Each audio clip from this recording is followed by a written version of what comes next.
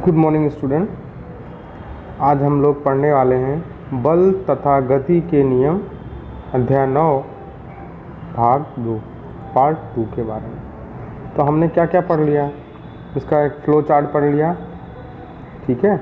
उसके बाद बल तथा गति के नियम क्या क्या होते हैं, बल क्या होता है, बल का प्रभाव क्या होता है, बल दो प्रकार के होते हैं, संतुलित बल क्या होता है, उसके उदाहरण, असंतुलित बल क्या होता है उसके उदाहरण। उसके बाद गति के 3 नियम, न्यूटन की गति के 3 नियम। न्यूटन की गति का प्रथम नियम हमने पढ़ लिया है, समझ भी लिया है। दैनिक जीवन में न्यूटन की गति का जो नियम है, फर्स्ट नियम, वो कहाँ पे यूज़ होता है वो। उसके बाद द्रव्यमान और जड़त्व पढ़ लिया है हमने। उसके बाद बहुत ज़्यादा इम्पोर्टेंट क्वेश्चन था संवेग, वो हमने पढ़ लिया। ये संवेग हमको न्यूटन की गति के दूसरे नियम में उपयोग में आएगा, इसलिए संवेग आप ध्यान रखना। संवेग होता है द्रव्यमान m गुणे वेग b, द्रव्यमान m गुणे वेग b, यानी किसी भी वस्तु का द्रव्यमान और उसका वेग दोनों मिल जाते हैं तो क्या बन जाता है, संवेग, ठीक है। उसके उदाहरण, संवेग, द्रव्यमान और वेग क्या क्या एक दूसरे से संबंध है वो, ठीक है। अब ये किसी वस्तु का संवेग अगर वस्तु विराम अवस्था में है तो उसका वो कैसे हल करेंगे। उसके बाद इस संवेग के ऊपर आधारित हमने बहुत सारे सवाल किए थे, पहला हमने कर लिया था, अब दूसरा सवाल हम आगे बढ़ते हैं। तो दूसरे सवाल में ऐसा दिया है कि प्रश्न 2, किसी बंदूक से निकली गोली जिसका द्रव्यमान 25 ग्राम है, बंदूक की गोली है तो द्रव्यमान कम होगा 25 ग्राम, लेकिन उसका वेग 100 मीटर पर सेकंड है, तो आप संवेग ज्ञात करो। तो संवेग का मतलब क्या होता है, द्रव्यमान गुणे वेग, लेकिन द्रव्यमान किस में होना चाहिए, किलोग्राम में, हमको दिया किस में है, ग्राम में, बदल देते हैं।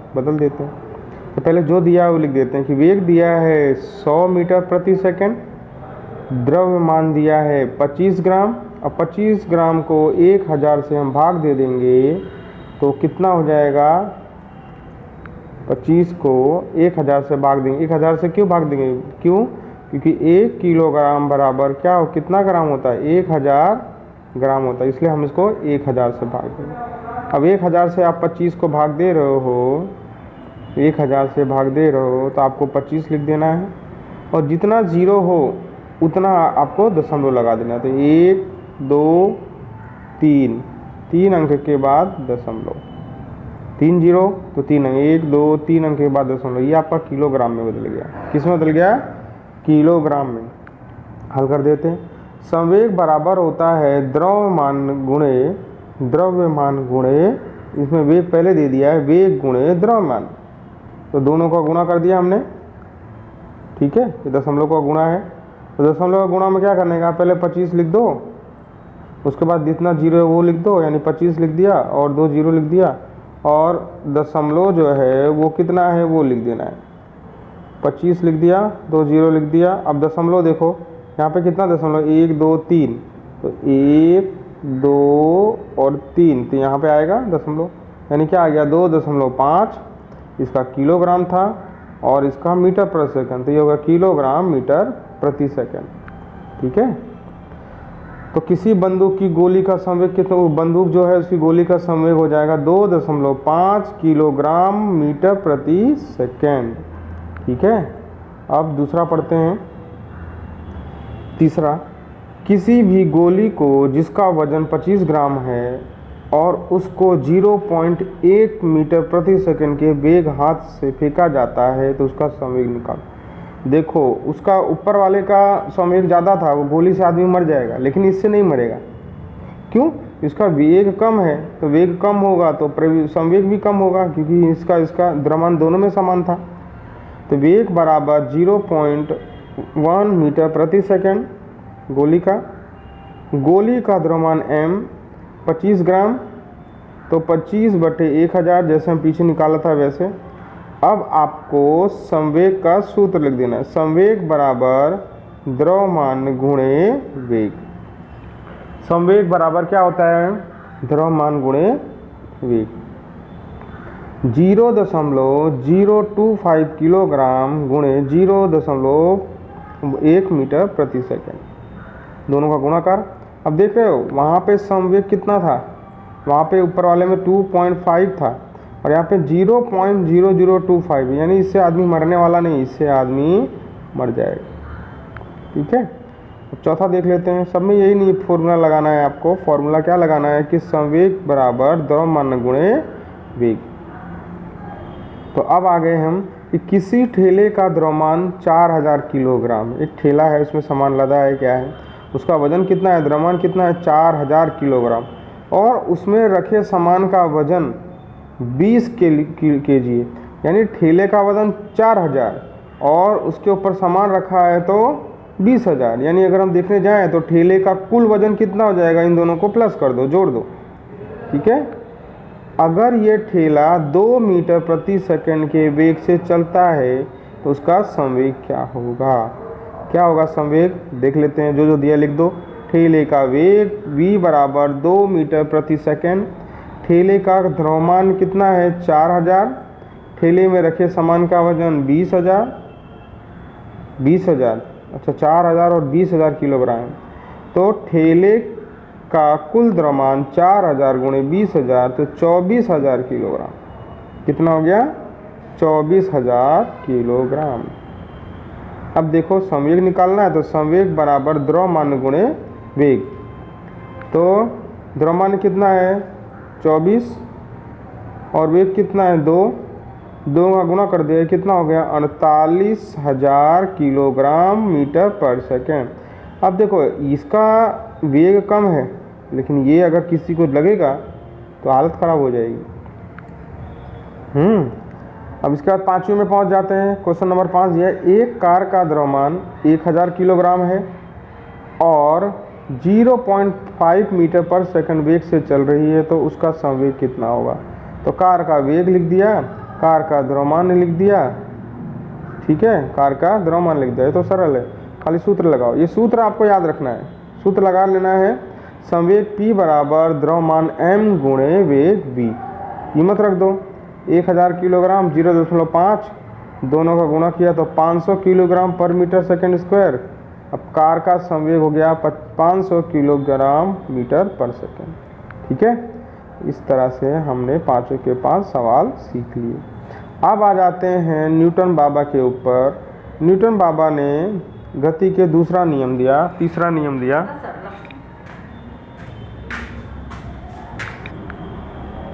हाँ, हम कहा थे न्यूटन की गति का दूसरा नियम। तो न्यूटन बाबा ने गति के 3 नियम थे, पहला हमने समझ लिया। न्यूटन की गति का नियम थोड़ा सा कठिन है, लेकिन आप अगर संवेग को समझ गए हो ना तो आपको कठिन नहीं लगेगा। तो न्यूटन की गति के दूसरे नियम के अनुसार किसी वस्तु के संवेग परिवर्तन, अब वस्तु के संवेग परिवर्तन इसका मतलब पहले उसका संवेग p1 था, बाद में p2 हो गया, ये संवेग बदल गया। इसे संवेग दर्शाते हैं ना, ये संवेग परिवर्तन हो गया। उसकी दर उस पर लगने वाले असंतुलित बाह्य बल की दिशा और उस पर लगने वाले असंतुलित बाह्य बल की दिशा के बल के समानुपाती होती, यानी दोनों की दिशाएं समान होती। ठीक है, क्या बताया, न्यूटन की गति के दूसरे नियम के अनुसार किसी वस्तु के संवेग परिवर्तन की दर उस पर लगने वाले असंतुलित बल की दिशा के बल की समानुपाती होती है। ठीक है, ये कथन हो गया। अब इसको हमको गणितीय रूप देना है, कैसे देंगे देख लेते हैं। अब कोई वस्तु है, उसका द्रव्यमान तो है ही, द्रव्यमान होगा तभी तो संवेग आएगा। मान लेते हैं कि किसी वस्तु का द्रव्यमान m किलोग्राम, द्रव्यमान है m, मास बोलते हैं इसलिए m ले लिया हमने।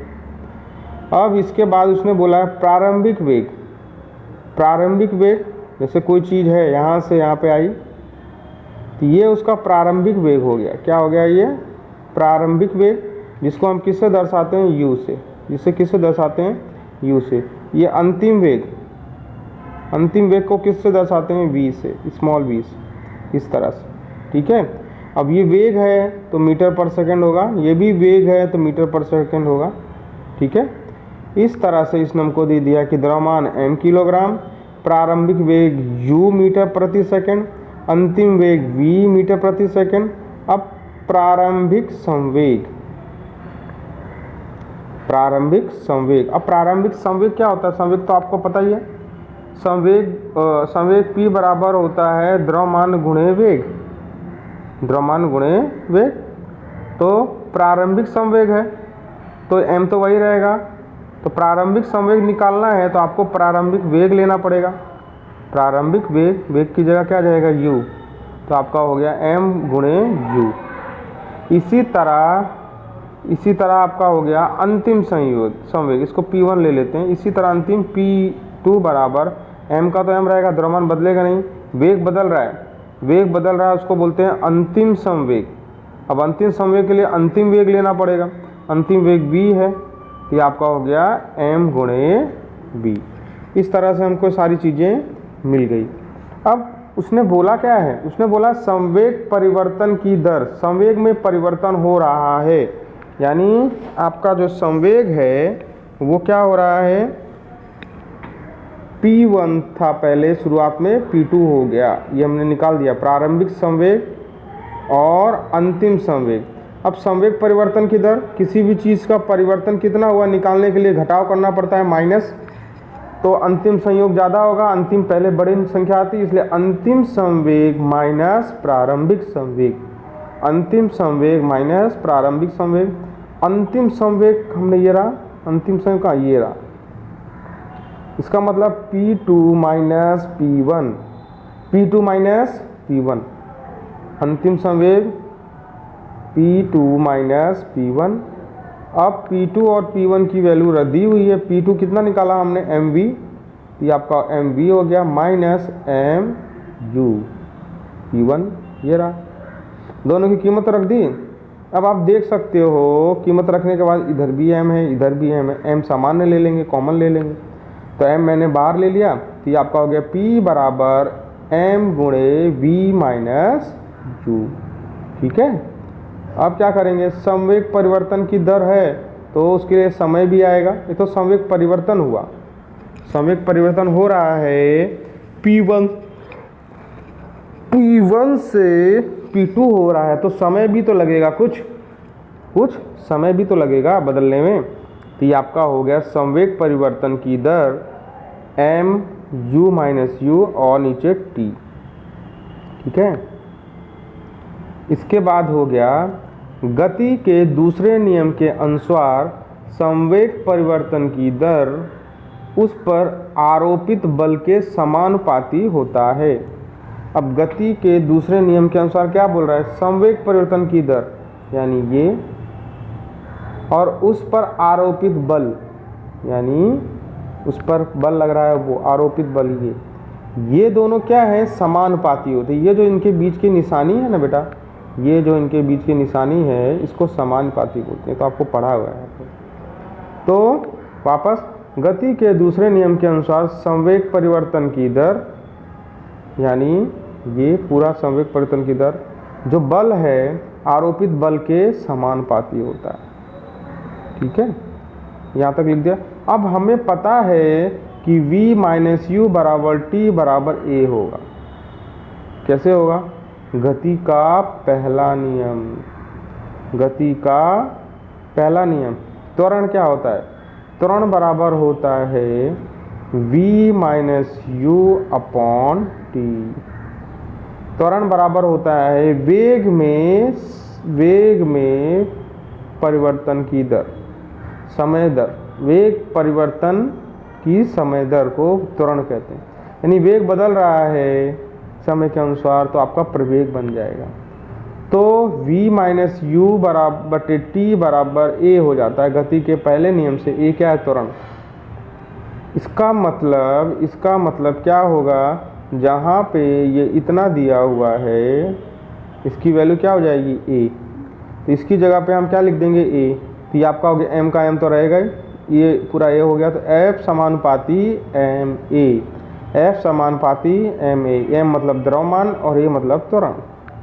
अब k को आप एक अचलांक ले लो। यहाँ पे समानुपाती को जब हटाते हैं तो बराबर की निशानी लगाने से पहले एक अचल कीमत रखनी पड़ती है, वहाँ पे k ले लिया इसने k। तो k एक अनुपातिकता का स्थिरांक है यानी अचलांक है, उसकी कीमत बदलेगी नहीं। ठीक है, इसलिए आपका हो गया F बराबर के एम ए। अब यहाँ मैं K की वैल्यू 1 ले लेता हूँ।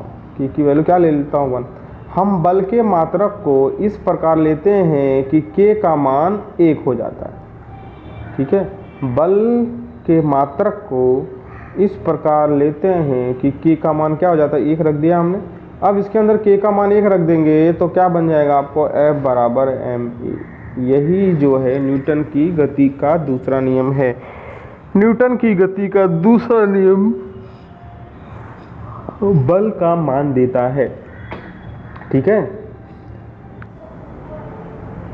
तो इस प्रकार वस्तु के द्रव्यमान और त्वरण का गुणनफल उस पर लगने वाले बल को निर्धारित करता है, यानी बल का मान देता है। मतलब F बराबर एम ए आया तो वो क्या हो गया, किसी भी वस्तु पर लगने वाले यानी उसका द्रव्यमान और त्वरण के गुणनफल उसका बल का मान देता है। ठीक है, अब बल का मात्रक ढूंढना है हमको। इसके अनुसार F बराबर एम ए के ऊपर से हमको बल का मात्रक देखना है। तो m यानी द्रव्यमान कितना ले लिया हमने, 1 किलोग्राम। त्वरण उसकी मात्रक है 1 मीटर प्रति सेकंड, यानी ये भी 1 ले लिया और ये भी 1 ले लिया, जिससे हमको मात्रक मिल जाए। तो 1 मल्टीप्लाई 1 तो कर दिया हमने, लेकिन अब इधर किलोग्राम और इसका हम गुणा करेंगे तो किलोग्राम मीटर पर सेकंड स्क्वायर हो जाएगा। ये बल का मात्रक हो गया, यानी बल का मात्रक किलोग्राम मीटर पर सेकंड स्क्वायर है। बल का मात्रक किसका मात्रक है, ये बल का। अब इतना बड़ा बल का मात्रक की तो सही तो है, लेकिन अब न्यूटन ने इतनी मेहनत की है तो क्या करेंगे, इसके बराबर 1 न्यूटन ले लेंगे, 1 न्यूटन कर देंगे। ये 1 न्यूटन किलोग्राम मीटर पर सेकंड न्यूटन, उसने इतनी मेहनत की तो उसका नाम देना पड़ेगा ना। तो बल के इस मात्रक का विशेष नाम दिया है न्यूटन, इसका प्रतीक n है। ठीक है, यानी n बराबर होता है केजी मीटर पर सेकंड स्क्वायर। क्लियर। अब न्यूटन को परिभाषित कीजिए तो सिंपल है। अब F बराबर एम ए है, इसके ऊपर ये 1 ले लो, ये 1 ले लो, परिभाषित कर दो न्यूटन को, तो ये भी 1 हो जाएगा। तो 1 न्यूटन बल, 1 न्यूटन बल, इसका मात्रक 1 है। ठीक है, इसका मात्रक 1 हो गया, 1 न्यूटन बल, और इसका मात्रक है किलोग्राम, 1 किलोग्राम। इसका मात्रक है 1 मीटर पर सेकंड स्क्वायर। तब क्या होगा कि 1 न्यूटन बल, यानी 1 न्यूटन बल वह है कि 1 किलोग्राम द्रव्यमान को किसी वस्तु में 1 मीटर पर सेकंड स्क्वायर का प्रवेग या त्वरण उत्पन्न कर देता है, त्वरण उत्पन्न कर देता है। वापस देख लेते हैं, वापस कि F बराबर m गुणे a। F का मतलब 1 न्यूटन, m का मतलब 1 किलोग्राम, a का मतलब यहाँ लिख देता हूँ 1 मीटर पर सेकंड स्क्वायर। इसका मतलब 1 न्यूटन बल वह बल है जो 1 किलोग्राम द्रव्यमान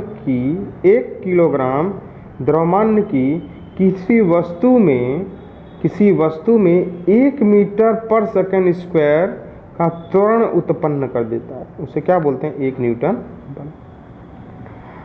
अब न्यूटन के गति के प्रथम नियम को दूसरे नियम से सिद्ध करना। न्यूटन की गति का जो प्रथम नियम को दूसरे नियम से सिद्ध करना है कि न्यूटन की गति का प्रथम नियम तो हम पढ़ चुके हैं। उसमें क्या बताया था, उसमें बताया था कि कोई भी वस्तु अगर स्थिर है वो स्थिर रहेगी, या कोई भी वस्तु अगर गतिमान है तो गतिमान रहेगी जब तक उस पर कोई असंतुलित बाह्य बल ना लगाया जाए।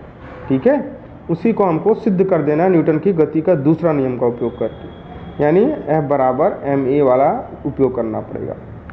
देख लेते हैं। तो न्यूटन के प्रथम नियमानुसार अगर बाह्य बल F बराबर 0 है, बाह्य बल लगाया ही नहीं, तो कोई वस्तु अपनी विराम अवस्था में या एक समान रैखिक गति की अवस्था में ही बनी रहेगी। अगर मैंने बताया ना बाह्य बल लगा ही नहीं रहे आप न्यूटन की गति के प्रथम नियम अनुसार, तो जो वस्तु स्थिर है वो स्थिर रहेगी, जो गतिमान है वो गतिमान हो जाएगी, गतिमान ही रहेगी। इसलिए F बराबर क्या हो जाएगा, 0। F बराबर 0। और हम जानते हैं, अभी हमने सिद्ध किया कि F बराबर m गुणे v minus u upon T. v minus, क्योंकि F हमने कैसे बताया था, F बराबर P2 माइनस P1 बटे 2। ठीक है, F बराबर P2 माइनस P1। अब P2 क्या था आपका, mv, P2 था mv माइनस mu बटे t आएगा। ठीक है, m कॉमन ले लिया, ये हमने सिद्ध कर चुके हैं। तो F बराबर m into v minus u upon t, ये हमने, ये आपका ये क्या दिखा रहा है, न्यूटन की गति का प्रथम नियम, और ये क्या बता रहा है, न्यूटन की गति का दूसरा नियम। तो प्रथम नियम की मदद से दूसरा नियम साबित कर देना है,